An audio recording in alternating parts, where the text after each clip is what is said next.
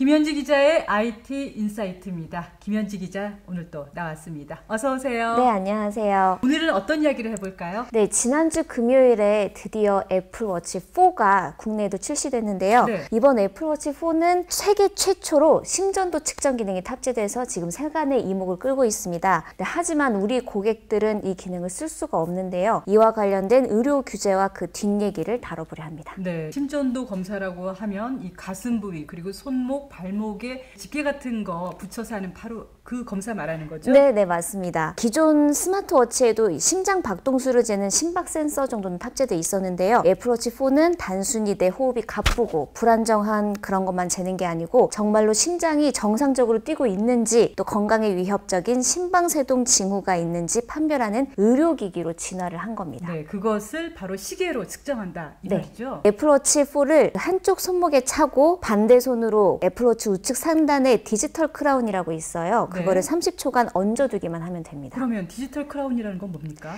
이게 그 아날로그 시계에서 왜 초침, 분침 조절하던 그런 작은 다이얼 같은 거, 네, 그거 생각하시면 되는데요. 애플워치 디지털 크라운은 홈 버튼 기능부터 스크롤, 화면 줌인 아웃 이런 기능을 합니다. 근데 여기에 이제 전극이 탑재돼서 뒷면에 크리스탈 전기 심박 센서랑 같이 화면에 심박 리듬을 표시하고요. 또 이상 징후 등을 분석해서 앱에 저장을 합니다. 그러니까 30초 정도 두 손가락으로 이렇게 잡기만 하면 되는 거네요. 그런데 여기서 더 주목을 끄는 건 단순히 심전도 체크만 하는 게 아니라 그 결과를 문서 형태로 저장해서 의사와 직접 공유할 수 있다는 겁니다. 그렇다면 갑자기 만약 내가 어지럽다거나 아니면 심박동이 마구 뛸 경우 병원에 구태여 가지 않아도 의사의 진단이 가능하다는 말씀이네요. 네, 맞습니다. 애플워치 4는 이 미국 식품의약품 FDA 승인을 받았고요. 연말부터 미국 고객들은 이 기능을 쓸 수 있습니다. 그런데 왜 국내에서는 못 쓴다는 거죠? 가격도 같잖아요. 이게 각 나라마다 의료 관련 규제들이 다르기 때문입니다. 심전도 측정은 사실 질병을 진단하기 때문에 미국 FDA 승인뿐만 아니라 우리 식품의약품안전처에서도 의료기기 승인을 별도로 받아야 하는 거거든요. 네, 식약처의 승인을 받기 전에는 아예 못 쓴다.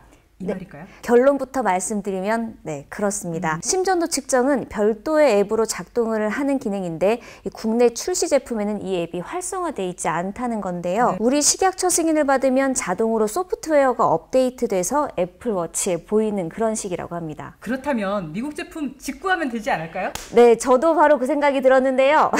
그랬는데? 안 그래도 그런 질문을 하신 분들이 굉장히 많았어요. 네. 근데 이게 직구를 한다 해도 국내에서 승인이 안 됐기 때문에 어차피 이건 쓸 수가 없다고 합니다. 네. 나라 설정을 통한 그 소프트웨어로 막아놨기 때문에 무조건 우리 식약처 승인이 있어야만 쓸 수가 있는 거고요. 그런데 여기서 재미있는 건 이 애플 쪽에서 아직 우리 식약처에 그 의료기기 신청조차 하지 않았다는 겁니다. 식약처 관계자 얘기 한번 들어보실게요.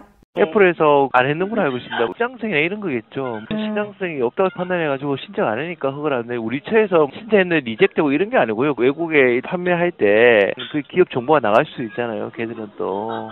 재밌네요. 아직 신청도 안 해놓고 식약처 승인을 못 받았다면서 가격은 같은 가격으로 파는 거잖아요. 그러니까요. 진짜 애플의 그런 기업 정보 유출 같은 그런 문제도 있지만 애플 입장에선 우리 한국 시장이 정말 작은 미미한 시장이기도 하고요. 국내 의료 규제가 까다로운 것도 작용했을 것이라는 게 전문가들 얘기입니다. 국내에서는 이런 스마트 기기의 의료 인증 시도 전혀 없었나요?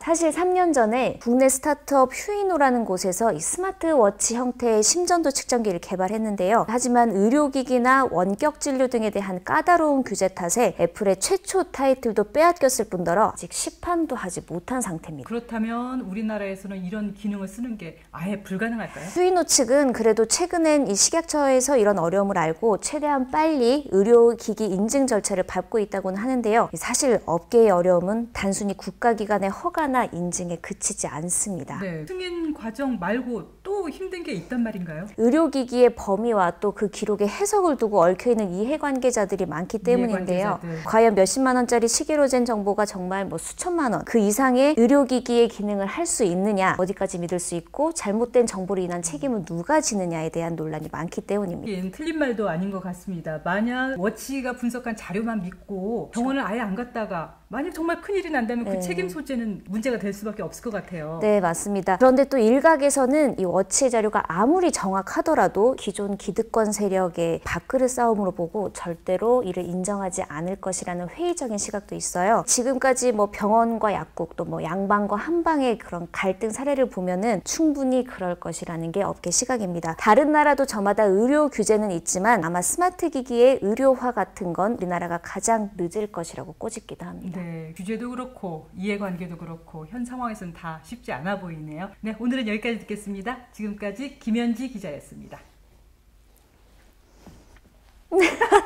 이렇게 되나? 저도 어떻게...